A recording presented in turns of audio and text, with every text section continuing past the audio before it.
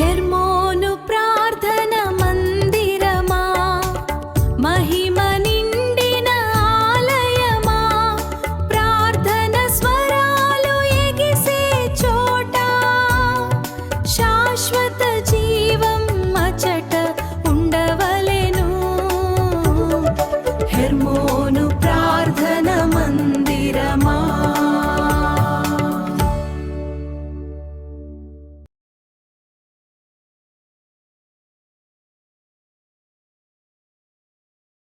మన ఎగ్జాంపుల్ ఎవరు కాదు, our example is only God.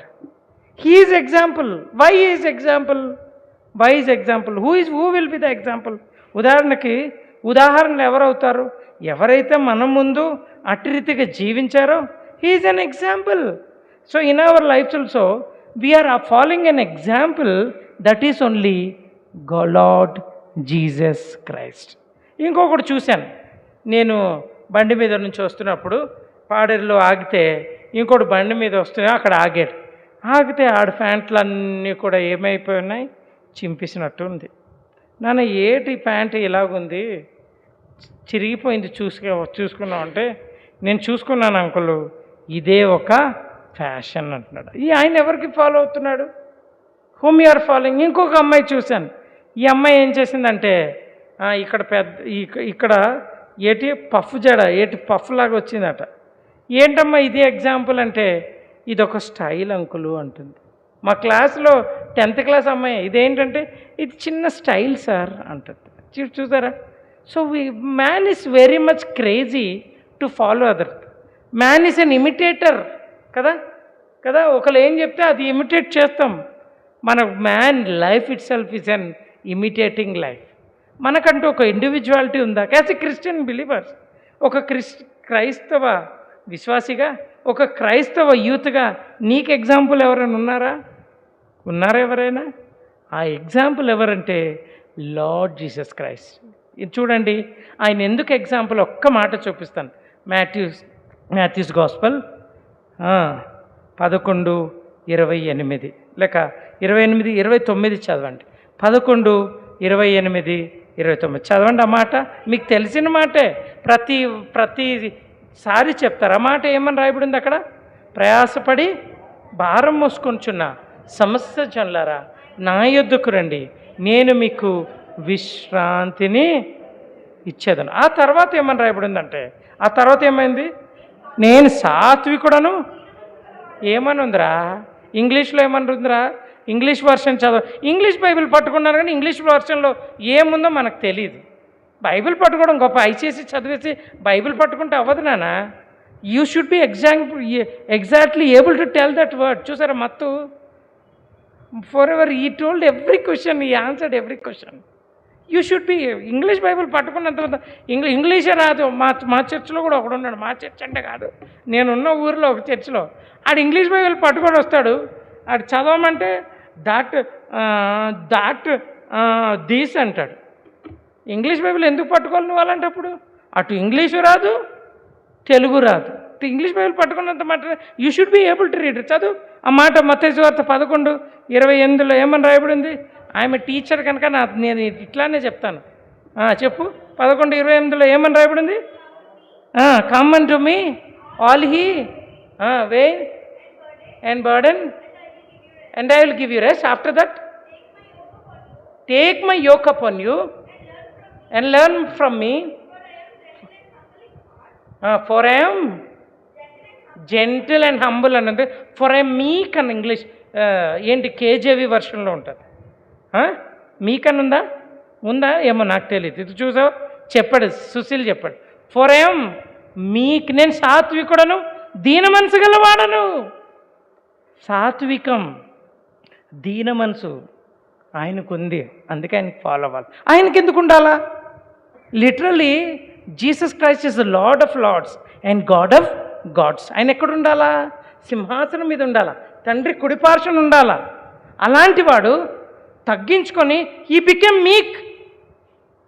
మనకి ఒక కాగితం మొక్క తీరా అంటే చాలా కోపం వచ్చేస్తాం. మా స్కూల్లో అసెంబ్లీ అవుతున్నప్పుడు ఒక అమ్మాయిని పిలిచన్నా, ప్లీజ్ టేక్ దట్ పేపర్ అన్నాను. నో ఐ కాంట్ సార్ అనుకుని చెప్పేసి వెళ్ళిపోయాను. ఆఫ్టర్ అది పేపర్ తీయలేదు సరే, తర్వాత ఏడుస్తుంది. ఎందుకు? పై సారు పేపర్ చూడండి, she literally she don't want to humble herself. అర్థమైందా?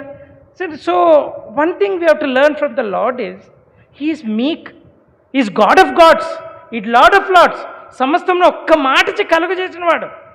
వెలుగు కలుగునాక కలిగింది. ఆయనకు అసాధ్యమైనది ఏది లేదు. ఆకాశం నా సింహాసనం, భూమిని పాదపీఠం అంటున్నాడు. అలాంటి దేవుడు ఒక్క మాట నీకు సెలవిస్తే చాలు మనం ఏమైపోతాం? భస్మం అయిపోతామంట. అర్థమైందా? అలాంటి వాడు మన చేతులు నిర్మించినాడు.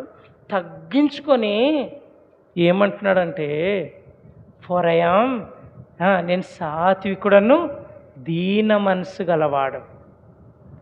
అలాంటి సాత్వికం దీన మనసు మనకు ఉంటుందా? ఉంటుందా? మనం లిటరల్గా ముందు మందిరంలో నేర్చుకుంటుంటే సాత్వికమైన మనసు, దీన మనసు మనం నేర్చుకోవాలి. That will be learn starting from the house of the lord it self. అర్థమైందా? అర్థమైందా? సాత్వికమైన దీనమైన మనసు అంటే ఎప్పుడంటే వెన్ మనుషులు చూసేటప్పుడు కాదు, మనుషుల్ని వెనకాల కూడా మనం ఎలా ఉండాలి?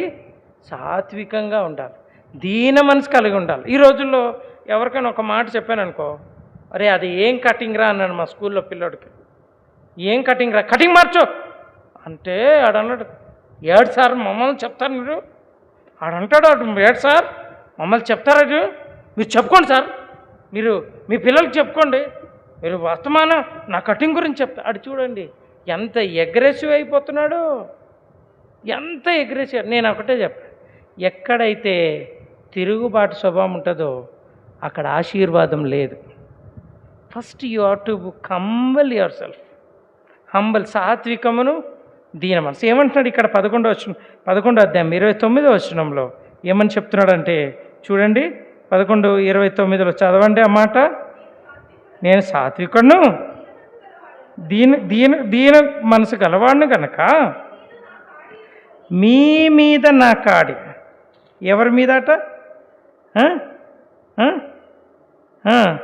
నేను దీన మనసు గలవాడిని కనుక మీ మీద నా కాడి ఎత్తుకోమంటున్నాడు. ఇక్కడ మీరు గమనించారా? ఫస్ట్ ప్రభు ఏమంటున్నాడు? ప్రయాసపడి బరువు మోస్తున్న వారందరూ కూడా నా దగ్గర రండి, మీ బరువు అంతా ఏమైపోద్ది? తేలికైపోద్ది, మీ ప్రాణములకి ఏం దొరుకుతుంది? విశ్రాంతి దొరుకుతుంది అని చెప్తూ తర్వాత ఏమంటున్నాడంటే నేను సాత్వికున్నాను, దీన మనసు గలవాడిని గనక మీ మీద నా కాడి అంటున్నారు. మీరు గమనించారు అక్కడ?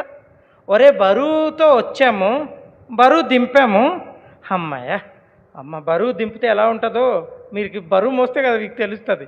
బరువు మోసి దింపినోడికి కొంచెం చల్ల నీళ్ళు ఇస్తే అబ్బా బరువు అంతా దిగిందిరా హాయిగా అని అనుకొని విశ్రాంతి దొరికే లోపల ఇక్కడ ఏం జరుగుతుంది? మీ మీద నాకు మళ్ళీ కాడి ఎవరిది? ఇది ఇప్పుడు ఈ కాడి ఎవరిది? ఎవరి కాడి అక్కడ ఉంది? ఎవరి కాడి ఇది?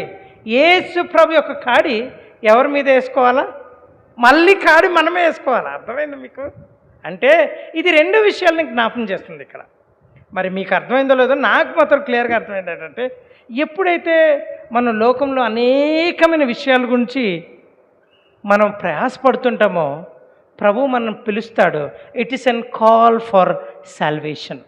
ఇట్స్ ఎన్ కాల్ ఫర్ రక్షణ గురించి మన యేసు ప్రభు యొద్ద సమకూర్చే first call. Second call for sanctification. అంటే విశ్రాంతి ఏంటి? విశ్రాంతి అంటే ఏంటి? పరిశుద్ధపరచడం. విశ్రాంతి అంటే ఆయన యొద్ద రాజ్యంలో సమకూర్చడం. మూడవది it's an call for service. Call for, అర్థమైందా? You understand that word? ఎప్పుడైతే రక్షణ పొందుతామో, రక్షణ పొందిన తర్వాత మారు మనసు పొంది పరిశుద్ధపరచబడతామో ఆ మరుక్షణమే ప్రభు మీ మీద ఏమేస్తాడమ్మా? కాడి ఇస్తాడు, ఒక బరువు ఇస్తాడు. అమ్మయ్య నా బరువు అంత పోయిందిరా, అబ్బా హాయిగా ఉన్నాను అనుకునే లోపల ఆయన కాడిని మనం మీద భుజం మీద పెడతాడు. ఇప్పుడు it's an call for service. It's an call for service. అప్పుడు నువ్వేం చేయాలంట? ఆయన ఎలా సాత్వికుడుగా ఉన్నాడో, ఎలా దీన మనసుగా ఉన్నాడో, అప్పుడు ఏమంటున్నాడు, నా యొద్ద నేర్చుకొనుడి, అప్పుడు మీ ప్రాణములకు విశ్రాంతి, అప్పుడు ప్రాణములకు విశ్రాంతి కలుగును అంటున్నాడు. ఈ మాట మత్తయి సువార్త 11:28 వరకే అందరికీ తెలుసు. ఏంటి?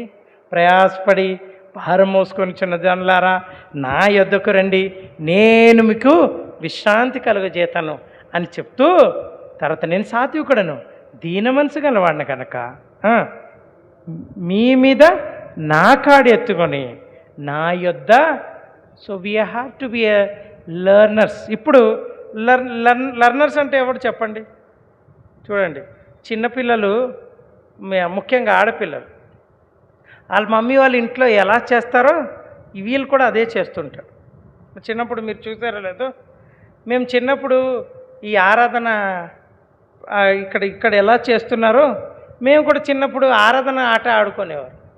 ఆరాధన కూర్చొని ఓ రొట్టె చేసేసుకొని అందరు చేతులు ఎత్తి ఏం చేసేవారు, ఆ రొట్టెలు తిరిగేవారు చిన్నప్పుడు. చూసారా? అంటే అర్థం ఏంటి? We are following one. ఈ we are following, we are learning from, ఏది అనుకరిస్తున్నాం, నేర్చుకుంటాం. కనుక our good example is Lord Jesus Christ. We have to learn from him because he is gentle and meeker person. అంటే భూమి మీద అందట్లో సాత్వికమైన వాడు. కనుక నా ఒక్క దృష్టి ఏంటంటే, there is no sonship before servantship. అంటే అర్థం ఏంటి? నీకు కుమారత్వం కావాలి అంటే, నువ్వు యేసుప్రభుని సంపూర్ణంగా సేవించాలంటే ఫస్ట్ నువ్వేం చేయాలా? దాసునిగా ఉండాలి. దాసునిగా ఉండాలంటే, దాసునిగా ఉండటం అంటే మీక్నెస్. అదే మీక్నెస్. తగ్గించుకో మనం. నువ్వెంత అంటే ఏటంకులో నాకే చెప్తారా అంటారు. కొంత ఇష్టం ఉండదు, కొంతమందికి నచ్చదు. కానీ దేవుని సన్నిధిలో మన విధేయత నేర్చుకున్నప్పుడు really we are going to learn many things and you will be blessed. అర్థమైందా? శాల్యంలో మొట్టమొదటిగా నేను వెళ్ళినప్పుడు ఒక అక్క ప్రతి వారం ప్లేట్లు కడుగుతుంది. ఆ అక్క చూడడానికి నేను అనుకున్నాను, ఈ అక్కని ఒక వారం రోజులు చూసి, ఈ అక్క ఆ ఇంట్లో ఒక 5 ఇంట్లో పాచి పని చేసుకుంటుందేమో, ప్లేట్లు కడుగుతుందేమో అనుకున్నాను. నిజంగా చెప్తున్నా. ఏం చేస్తుందంటే ఎవరు తిన్న ప్లేట్లు కూడా అడుగుతుంది, ఆ ఇంగిళ్ళంతా కూడా చేత్తోనే తీసేస్తుంది, మళ్ళీ అక్కడ కూర్చొని ఇప్పుడు ఈ ప్లేట్లన్నీ ఏం చేస్తుంది, కడుగుతుంది. అప్పుడు ఒక 2 వారాల తర్వాత అక్క దగ్గరికి వెళ్ళి, అక్క మీరేం చేస్తారు అని అడిగాను.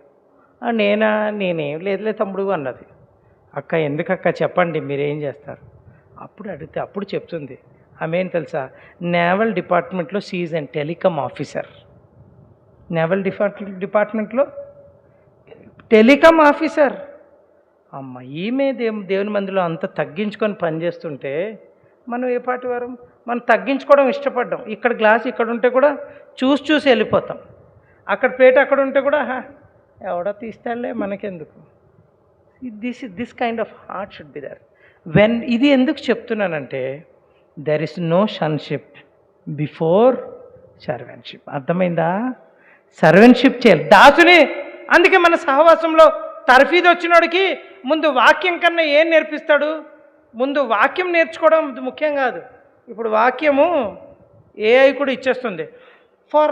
Come on tell me what is the abbreviation అని అడగండి. అన్ని వాక్యం. మీకన్నా వాక్యం ఎవరికి తెలుసు? సాతానుగాడికి బాగా తెలుసు. వాక్యం కాదు, లిటరల్ ఎక్స్పీరియన్స్ కావాలా. We have to learn from him. We have to learn from for he is మీక్ and gentle. We have to learn. First మనం నేర్చుకోవాలా. ఎప్పుడైతే నేర్చుకుంటామో, అర్థమైందా? ఎప్పుడైతే నేర్చుకుంటామో అప్పుడు మనకు దాసత్వం నుండి కుమారత్వంలోకి వెళ్తాం. అర్థమైందా? నా సహవాసంలో ముందు సేవకు వచ్చిన వాళ్ళకి బాగా నల్లగొడతాడు. వాళ్ళకి మాటలు నల్లగొడతారు, పనులు చేయించి కూడా. ఒక్కొక్కరు బాగా చదివి కూడా వచ్చి ఉంటారు. నాకు అన్నీ వచ్చావు అనుకొని కూడా వస్తారు. అలాంటి వాళ్ళందరూ ఏం చేయాలా? 0 చేయాలి ఫస్ట్. అందుకే ప్రార్థన చేసినప్పుడు కూడా మనం నింపబడాలంటే ముందు మనం ఏం చేయబడాలట? ఖాళీ చేయబడాలి. ఏం చేయబడాలి? అన్నీ నింపబడి నింపము ప్రభు అంటే ఏం నింపుతాడు? హృదయంలో అన్నీ పెట్టుకొని ఉన్నావే, ఎలా నింపబడతావు? అర్థమైందా? అందుకే ఫస్ట్ ఏం కావాలా? సర్వెంట్షిప్, పని చేయడం నేర్చుకోవాలి. దేవుని మందిరంలో పని నాకు దేవుని మందిరంలో పని, నేను చదువుతున్న దినాల్లో డేక్షలు వెళ్ళి తోమేవారు. హెబ్రోన్ యూత్ క్యాంప్ కూడా నేను వెళ్తే మధ్యరాత్రి వచ్చి నాకు లేపారు. కొంతమంది బ్రదర్స్కి వాళ్ళు ఎవరిని గుర్తొస్తారో వాళ్ళకి లేపుతుంటారు. ఇప్పుడు ఈ లేపిన వాళ్ళందరూ కూడా నిద్ర లేపి, పదండి బ్రదర్ ఎక్కడ తీసుకెళ్తారంటే ఆ కిచెన్లో తీసుకెళ్ళి పెద్ద పెద్ద డేక్షల దగ్గర అక్కడ దిగి కాలుతో ఏం చేయాలి? ఆ కాలుతో తోమాల. వీళ్ళందరూ ఏట్రా బాబు మధ్యరాత్రి ఇదేంటి తోముతున్నారు అనుకుంటే వాళ్ళందరూ కూడా ఏంటి గ్రూప్ 1 ఆఫీసర్లు, ఎంటెక్, బీటెక్, సీటెక్, జెట్టెక్. మీరందరూ చేశారు కదా, నీ జెట్టెక్, బీటెక్, సీటెక్ ఇవన్నీ చేసిన వాళ్ళే. వాళ్ళందరూ కూడా డేక్ష లోపల దూరి ఏం చేస్తున్నారు? నాకు చాలా సిగ్గు వచ్చేసింది. నేను చేయననుకున్నవాడిని కూడా కాసేపు నిల్చున్నారు, తోమి వచ్చి నేర్చుకున్నాను. ఎందుకు చెప్తున్నానంటే ముందు ఏ పనైనా మనం చేయాలంటే, ఇతరులకి మనం మాదిరిగా ఉండాలంటే first of all we have to humble our self. మనం తగ్గించుకోకుండా, మనం దాసత్వంలో రాకుండా కుమారత్వంలోకి నువ్వు ఎప్పుడు కూడా దాసత్వం తర్వాతే అధికారం. దావీదు జీవితం కూడా లిటరల్లీ అదే ఉంది. అర్థమైందా?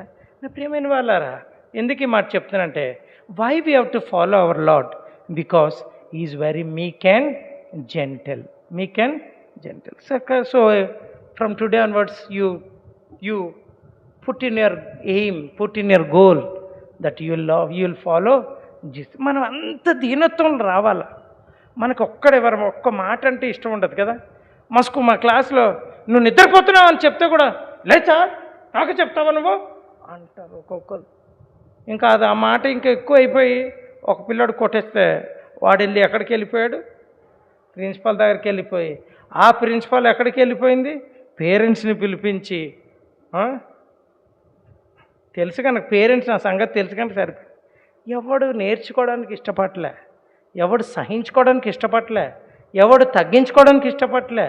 ముఖ్యంగా క్రైస్తవ బిడ్డలమైన మనము మన సాధకం చేసుకోవాలి. We have to learn meekness from our lord, learn gentleness from our lord. We have to follow the lord. ఎంతమంది మార్నింగ్ లేచి you are praying? Rise up your hands. How many of you are praying daily? You are praying? Very God bless you. Then after that what you are doing? After praying, you are meditating the word? No. What? Meditating the word? చదువుతున్నారా మీరు? How many of you are doing that? No, you are not doing it. చేస్తున్నావా? So మన బిలీవర్స్గా, విశ్వాసులుగా ఇప్పుడు James అన్నయ్య చెప్పినట్టుగా మన వాక్యంలో కూడా లోతుగా తెలుసుకోవాలి. అందుకే మేము ఒకసారి, నేను నా రంజిత్ అన్నయ్య ఒకసారి యూత్ మీటింగ్ అయినప్పుడు థియోడర్ అంకుల్ దగ్గరికి వెళ్ళాం. ఈడేమో ఆవేశంగా ఒక కొత్త బైబిల్ కొన్నాన్నా, అనే పదరా థియోడర్ అంకుల్ దగ్గర ఈ బైబిల్ మీద పేరు ఇప్పటికీ ఆ బైబిల్ ఉంది, పేరు రాయిద్దాం రా అని చెప్పాడు. నాకేమో వెళ్ళడానికి భయం వేస్తుంది. ఇప్పుడు జోసెఫ్ అంకుల్కి పర్మిషన్ అడగ, అంకుల్ కొత్త బైబిల్ ఒకటి కొన్నామంటే అవదవద అన్నాడు ముందు. తర్వాత సరేలే నేను చెప్తాను అప్పుడు వెళ్తుర్లే అంటే థియోడర్ అంకుల్ దగ్గరికి వెళ్తే ప్రైజ్లాడ్ అనుకుని లోపలికి వెళ్తే ఆయనకి, మేము తెలుగు కదా, నేను కొంచెం ఇంగ్లీష్లో మాట్లాడి ఈడ భయపడిపోతున్నాడు. మా తమ్ముడు వణికిపోతున్నాడు. కమాన్ నీల్ డౌన్ అన్నాడు. Kneel down. Uncle please write your name in this new Bible అంటే, హోస్ okay I will write, but let me ask some questions అని కొన్ని క్వశ్చన్లు అడిగాడు. అడిగి ఇప్పుడు వాట్ ఈజ్ యువర్ నేమ్ అన్నాడు. మేము ఇద్దరు పేర్లు చెప్పేసాం. ఇప్పుడు అన్నాడు, how many chapters your reading daily అన్నాడు. బాగుందా? 5 వచనాలు చదివింది లేదు. నేను 5 వచనాలు 10 వచనాలు చదివినంటే రంజితనే రోజుకి ఒక్క వచనం కూడా చదివలేదు. ఇప్పుడు కొత్త బైబిల్ కొన్నాడు. Then what is the use of buying this Bible? Come on pray, kneel down అని చెప్పి మా ఇద్దరిని నీల్ డౌన్ చేసి, you pray that you will read 10 chapters a day అని చెప్పాడు. అని తలకాయ ఊపేశాం. అప్పుడు కూడా తలకాయ ఊపాం. పెళ్ళిళ్ళలో కూడా అనుదినం మోకాల మీద నేను ఏంటి వాక్యమును ధ్యానించి చెప్పామా లేదా? ఎప్పుడు పాటిస్తున్నామా? ఖచ్చితంగా we have to meditate the word of God. ఎంత బాగా మన వాక్యాన్ని ధ్యానిస్తామో అంత బాగా దేవుడు మనతో మాట్లాడుతూ ఉంటాడు. ఆయన్ని ఫాలో అవుతూ ఉంటాం. ప్రతీది కూడా మనతో మాట్లాడుతూ ఉంటాడు. నువ్వు ఎలాగెళ్ళాలి మాట్లాడతాడు, నువ్వేం చేయాలి మాట్లాడతాడు, నువ్వేం చేయకూడదు మాట్లాడతాడు, నువ్వు ఎక్కడికి వెళ్ళాలి మాట్లాడతాడు. ప్రతీది కూడా ఇది ఒక దిక్సూచి. ఇదివరకు ఈనాడులో జేమ్స్ అన్నకి తెలుసు, ఈనాడులో దిక్సూచి అని ఒక పేపర్ వచ్చేది. వచ్చిందనే చూసావా? ఆ దిక్సూచిలో ఏముంటుందంటే, దిక్సూచిలో అన్ని కాంపిటేటివ్ బిట్స్, కాంపిటేటివ్కి సంబంధించిన కొంత నాలెడ్జ్ అక్కడ ఉంటుంది. అదేంటంటే నువ్వు ఏదైనా జాబ్ సెటిల్ అవ్వడానికి కొన్ని బిట్స్, కొన్ని అక్కడ ఇంపార్టెంట్వి ఉంటాయి. కనుక బైబిల్ ఎలాంటిదంటే ఇది ఒక దిక్సూచి. అందుకే ఈ రోజుల్లో మనం ఎలాగున్నామంటే, బయట క్రైస్తవులు కానీ మనలో ఏం లేదు, పస, నో పస. ఎలాగైపోయామంటే ఏమైనా ఇప్పుడు ఎవరైనా ఒక మాట అంటే కూడా మనకు సహించం, ఓర్పు లేదు, సాత్వికం లేదు, దీన మనసా అంతకన్నా ఎందుకు లేదు. We are not following Christ. అందుకే ఏమంటున్నాడు, you must follow God is our example. మన ఎగ్జాంపుల్ ఎవరు? మొట్టమొదటి ఎవరు? జీసస్ క్రైస్టే మన ఎగ్జాంపుల్. ఆయన గొప్ప దేవుడు అండి. సమస్తం ఒక్క మాట, ఎందుకు అసలు లోకంలోకి వచ్చాడు, ఎందుకంత తగ్గించుకున్నాడు అని ఆమె వచ్చి చెప్తున్నాడు. ఇప్పుడు నేను సాత్వికుండ్రా బాబు, నేను దీన మనసు, నన్ను మీరు మీ కాడి నా కాడి మీ మీద ఎత్తుకొని నా యొద్ద నేర్చుకో. ఆయన కాడి ఎప్పుడైతే మనం ఆయన దగ్గరకు వస్తామో మళ్ళీ ఆయన కాడి తేలిక అయిపోయింది అనడానికి లేదు. రక్షణ పొందిన తర్వాత మళ్ళీ ఆయన కాడి మళ్ళీ మనం మోసి ఆయన వద్ద ఏం చేయాలట, నేర్చుకోవాలి. కాడి అంటే తెలుసా ఇంతకీ? కాడి అంటే ఏంటి? రెండు వైపులు ఉంటుంది. కాడి అంటే మీరు చూసారో లేదో, ఇప్పుడు పొలం పనులకు వెళ్ళినప్పుడు మోస్తారు కదా, బిందెలు మోస్తారు. కాడి చాలా బరువుగా ఉంటుంది. కాడి 2 మోయాలంటే చాలా కష్టం. అలాంటి కాడి మళ్ళీ ఏం చేయాలంటే మళ్ళీ మోసి ఆయన వద్ద మనం ఏం చేయాలా? Decide your self to follow the lord, and lord is our example. Lord is our example. We have to follow him. ఎవరిని ఫాలో అవ్వకండి అబ్బా. ఇన్స్టాగ్రామ్లో, ఫేస్బుక్లో ఎవరిని ఫాలో, ఇవంతా తుచ్చమైన ఫాలోవర్స్. కొందరు టీ గ్లాస్కి ఫాలో, కొందరు ఫ్యాన్కి ఫాలో, కొందరు సైకిల్కి ఫాలో, కొందరు ఫాలోవర్స్ ఉన్నారు లేదా? వాళ్ళ అస్తమానం యూనివర్సిటీలో నేను ఉన్నప్పుడు నేను యూనివర్సిటీ ఫ్యాన్ ఉండింది. అప్పుడు యూనివర్సిటీలో అందరు ఫ్యానే, రోజు ఈ ఫ్యానే. ఆ తర్వాత కొందరు యూనివర్సిటీలో నేను పిహెచ్డికి వచ్చినప్పుడు సైకిల్ వచ్చేసింది. చాలామంది సైకిల్ ఒకసారి ర్యాలీ కూడా చేశారు. ఫాలోవర్స్ ఎక్కువ లోకంలో ఉన్న వారికి ఫాలో అవుతున్నారు. అవన్నీ క్షణం. అందుకే విశ్వాసులైన వారు మరి ముఖ్యంగా స్టేటస్ పెట్టుకున్నప్పుడు జాగ్రత్త. హ్యాపీ బర్త్డే అన్నయ్య గారికి హ్యాపీ బర్త్డే అని పెట్టి నాకు చాలా బాధ అనిపించింది. అన్నీ తెలిసి కూడా లోకంలో ఉన్న వారికి ఎలా పెడతాడు? వాడెవడు తెర ముందు యాక్ట్ చేస్తాడు, 1 నిమిషమే అంటాడు. మీకు తెలుసా, ఆడు పెద్ద శక్తిమంతులాగా ఆడు మాట్లాడుతూ తండోపతండలు వెళ్ళిపోతారు జనాలు. మన ప్రభువు కన్నా గొప్ప ఎగ్జాంపుల్ ఎవరున్నారు? జనాలు తండోపతండోకి వెళ్ళిపోతారు. ఆడొస్తే మాట్లాడితే చాలు, ఒక్క మాట చాలు అనుకుంటుంటారు. అది పెద్ద దేవుళ్ళగా వరం ఇచ్చేసినట్టు. చూసి ఎంత అజ్ఞానంలో మనం ఉన్నాం. కనుక జాగ్రత్త. We have to humble our self, to follow the lord. May the lord help us. దేవుడు మనకు సహాయం చేయను గాక. ప్రార్థన చేద్దాం రండి. జేమ్స్ అన్నయ్య ప్రార్థన చేయండి. రండి, చివరి ప్రార్థన.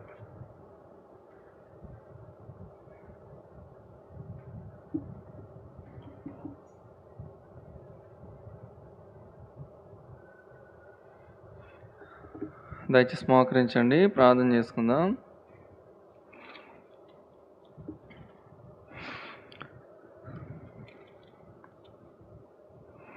మీరందరూ దేవుని వాక్యాన్ని వింటూ వచ్చారు.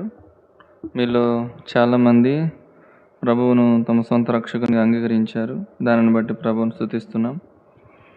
అయితే వాక్యంలో చెప్పబడినట్లు మీ యొక్క భారాన్ని అంతటినీ ఆయన ఆయన దగ్గరకు వచ్చినప్పుడు ఆ భారాన్ని తీసివేశాడు. ఇప్పుడు ఆయన యొక్క కాడిని మనం ఎత్తుకోవాల్సినటువంటి అవసరత ఉంది అని వాక్యం ద్వారా దేవుడు మనతో మాట్లాడాడు.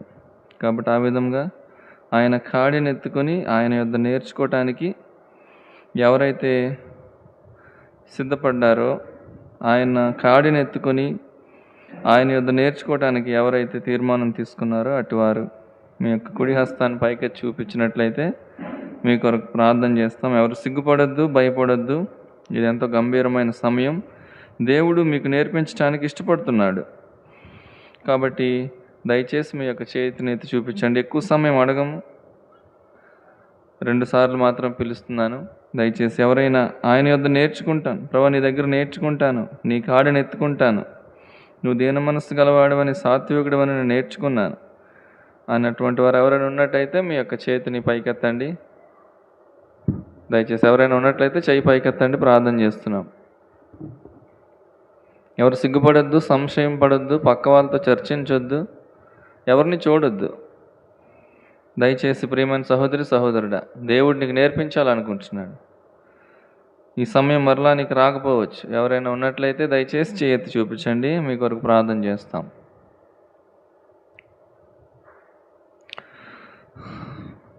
మహాపరిశుద్ధుడైన మా తండ్రి, జీవం కలిగిన మా దేవ, సర్వశక్తిమంతుడగు మా ప్రభువ, మీరు మాకు అనుగ్రహించిన ఈ యొక్క యవనస్తుల కూడికను బట్టి మీకు ఎంత వందనాలు.